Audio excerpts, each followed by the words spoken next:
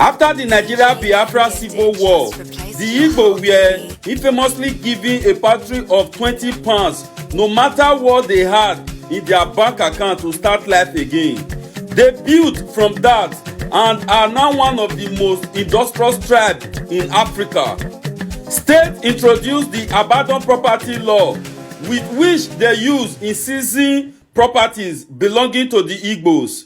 Igbo people are the only reason Nigeria as a whole is not an Islamic country, reason they hate and sponsor any atrocity against the Igbos.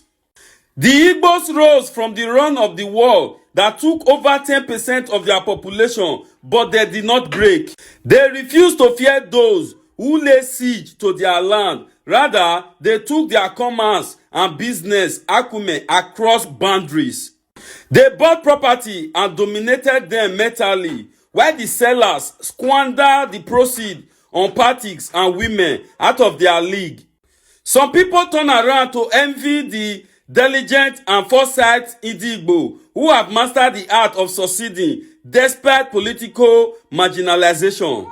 Igbos did not benefit from the indigenization decree and lost all from the war, yet they have the least number of people living in multi-delusional poverty. The truth is that Igbos are actually a tribe no other tribe in Nigeria can bully, and all Nigeria know this truth. Welcome back, everyone, and thank you so much for stopping by. I hope you guys heard what that our brother said concerning Ndi Igbo in Nigeria. You know, despite what Igbos are going through in Nigeria, Igbos are still progressing. You know, the hatred towards Igbos in Nigeria is just because of, you know, what Igbos are preventing in Nigeria. Like, if not because of Igbos, by now, Nigeria could have been Islamized. Yes, and this is one of the reasons these people, you know, have this hatred towards Igbos. They know that they cannot subdue, or they know they cannot humiliate, despite everything they have tried, right? Even up to now, they are still saying that Igbo man will never be a president of Nigeria. I remember a video I posted after 2023 election where a Yoruba man was confessing that, yes, they know that if Igbo man step foot in Aso Rock, like, Nigeria will become like a paradise. They know that very well, but they don't want that glory to come to Igbos. That instead of Igbo man to become a president of Nigeria, like, let them keep suffering. For you to see the mentality of the so-called Nigerians. Can you imagine that these people know very well that if Igbo man become a president of Nigeria, that he's going to turn Nigeria around? But they don't want it because he is an Igbo man, right? This is why they are fighting Peter Obi. Even the 2023 election, we all know that Peter Obi won that election. But because of he is an Igbo man, this is the reason why Peter Obi is not a president of Nigeria today. So this is the reason why Mr. Magnus said in this video, the war that never ended. Because most of Igbos still believe that Nigeria-Biafra war is still going on. We are still experiencing Biafra-Nigeria war in Nigeria. Even after the war, Gowon said, no victor, no vanquished. But what Igbos are still experiencing in Nigeria is even worse than what, you know, Juku and our fathers, you know, experienced before Biafra war. Yes. So it's still going on. Look at Mazen Nandekano's case. They charge him for terrorism just because he is fighting for the freedom of his people. He said that if you don't want my people to be the part of the so-called Nigeria, then let them go. Then they tag him terrorist. But look at, we have repentant terrorists, we have repentant bandits, we have repentant Boko Haram in the north. So why this hatred against Igbos? Why this selective justice in Nigeria? So for many of Igbos, we are still experiencing war in Nigeria. The Biafra-Nigeria war is not over. Take a look and hear what Mr. Magnus said in this video concerning this matter. Please do well to subscribe if you haven't shared the video. Give a video a like so that YouTube will recommend it for other people to watch. Thank you so much for doing so. There is a persistent question that comes to my mind. Are we really one in this country? Are we really one? You know, I had allowed my mind to wander and think back, really back. And I have gone through the Civil War. Now, I don't want to go into what caused the Civil War, how the Civil War, you know. I just want to take our mind to the comment by General Yakubu Gowon. who said that there was no victor, no vanquished. It was supposed to send a message that we have reconciled, we are back to normal, let nobody pride itself to have defeated anybody, and let nobody feel he or she has been vanquished. But it appears even the war, the guns have been kept aside, but the truth still remains as if psychologically the war is still on. And if anybody, to be vanquished means to be ostracized, to be, we don't, I beg, outcast. So that word vanquished, it's more or less like a theatrical statement just to boost the press. But our psychology towards the Igbos still remains that we must believe that the Igbos have been vanquished. Because when I read comments of people, you could see the depth of which they are convinced that in this country, Nigeria, an Igbo man should not be the president. Yet, when the same people you deprive deliberately of not becoming president say, okay, since you don't want us to rule, allow us to go. You say, no, they must not go, they must stay.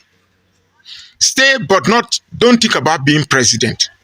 Now, for you, minorities, I don't mean that in the literal sense.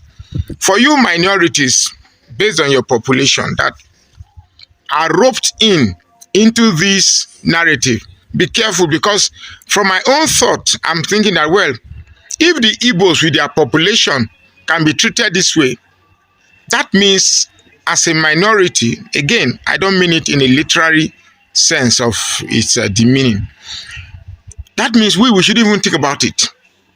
Goodluck Jonathan that became president was a mere stroke of chance, and you saw how he was treated, how he was mocked as if he has passed on and was placed in a mock coffin and all of that, with all the propaganda and all the lies that was told to him, with all the protests and all of that. We are not seeing that.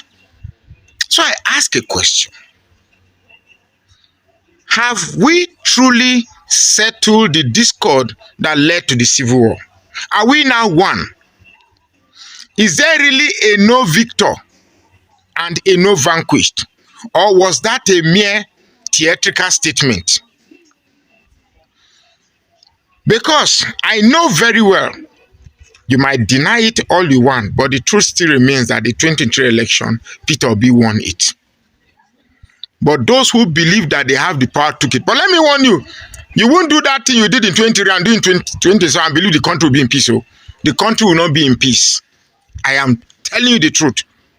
If you do that thing that you did by grabbing snatch and then you bribe a few judges to say that it is correct, then people go and react. You say, no, after all, the Supreme Court have said it is a fair election. It won't work. Oh, let me just say it now. I know power intoxicates. In this intoxication, you will not hear this advice. The people, because what you are preparing for 2027 is the people versus the politicians. And I tell you that the politicians cannot defeat the people. Not even the most authoritative leader can defeat the people once they are resolved. The truth here again is this. This country has gone to a state where people are now becoming disillusioned for a solution. But I believe the problem of this country is purely leadership. The moment we have a leader that is detribalized, that doesn't have a religious agenda, that has empathy for the people, that is not driven by avariciousness for the national cake, look, you'll be amazed that in just a week, you start seeing changes. Now, I understand that you can be boiled to a point where you say, forget about Nigeria. Like many people have been admonishing me that forget about Nigeria can't work. The truth is that the people that are destroying this country are very few. Are very few. Forget about those that are sharing hate. Look, let me say this, and I say this with a bold face. If you are hating Peter Obi, trust me, you're not hating Peter Obi because of him. You're hating Peter Obi because of the already existing bias that has been sown in you against the Igbos.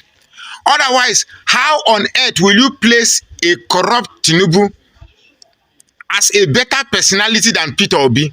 Or how on earth would you create an Atiku who was just a mere custom officer to have garnered billions of dollars against somebody who has a modest business? You can actually trace his wealth to. Oh my goodness. To speak about Nigerian politics is the most arduous task that anybody can engage in. The truth still remains that whether you like it or not, whether you absolutely like it or not, there is a grand conspiracy for a group of people to sell the narrative that the Igbos must be politically ostracized. And tell me, and I tell you, if that ostracization, if there's a word like that, persists, because I know if the Fulanis are ostracized, they will not take it lightly. I remember the coup of Gideon Oka, when he tried to ostracize the far north, who are currently the problem, who are mostly sometimes the problem of this country. You saw what happened. I know that if the Yorubas are ostracized, this country will not be in peace. But you want us to dish to these people what you will not swallow, to give them the pills you will not swallow. If you believe that this country is one, if you truly believe that the unity of this country is sacrosanct, if you truly believe that Nigeria is an indivisible entity, then you must begin to shape your mind that anybody can become the president of this Republic of Nigeria. Like this movie, Ratatouille, anyone can cook. But if you make it that presidency must always come from the southwest, northwest, southwest, northwest, it must be a baton continuously exchanged by these two regions, then you are actually looking for trouble.